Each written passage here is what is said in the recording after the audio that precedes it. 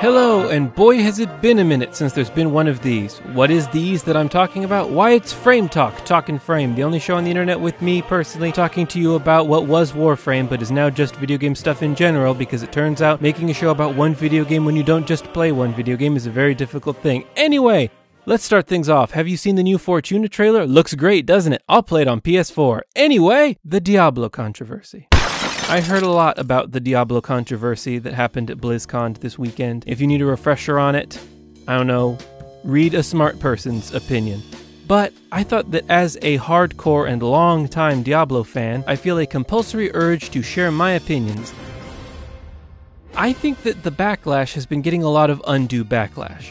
I've heard a lot of smart, intelligent journalists and presenters condemning the actions of the BlizzCon crowd for having human emotions and feelings when they were let down at an event that they paid to be at. So it's easy to say people shouldn't be rude to developers, and I agree, people shouldn't be rude to developers. So let's first and foremost say that. This is not the dev team's fault. This is not Diablo Immortal, the video game's fault. It has a right to exist as everything in this world has a right to exist. This is not NetEase's fault. This is purely and simply Activision Blizzard's decision to announce the game at this time and at this fashion's fault. Blame the head honchos, blame the company, but yes, in fact, I do think that it is reasonable to blame them. This is not a situation of fans feeling entitledly upset at a company. Hello everyone, welcome to the second part of this video. It turns out that I'm not suited to talking about controversies in video game franchises that people are disappointed with. I sort of rambled for a whole 10 minutes about this and that, and ultimately my opinion was, it's not the developer's fault, but I think that fans have a right to be mad at the large corporation that disappointed them at a conference they paid money for. After a while, I started to summarize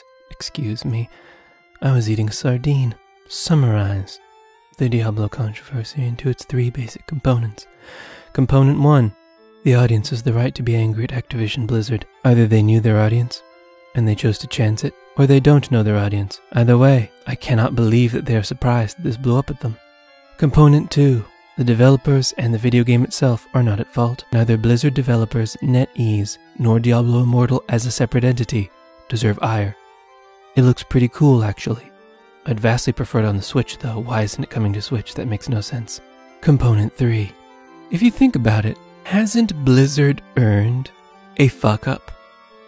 I still think the reveal of Diablo Immortal was terrible and bad, and I don't like it.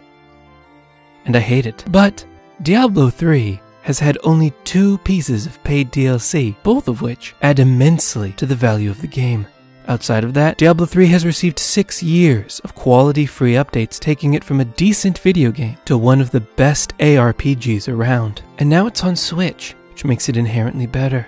So hath not Blizzard earned at least a little bit of leeway when it comes to making horrible, horrible mistakes?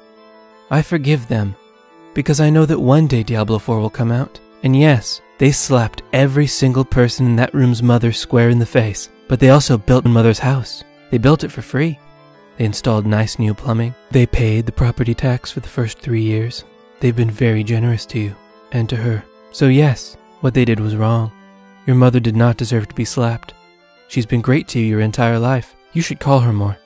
But how long can you really be mad? This is a terrible analogy. I have chosen arguably the worst analogy possible.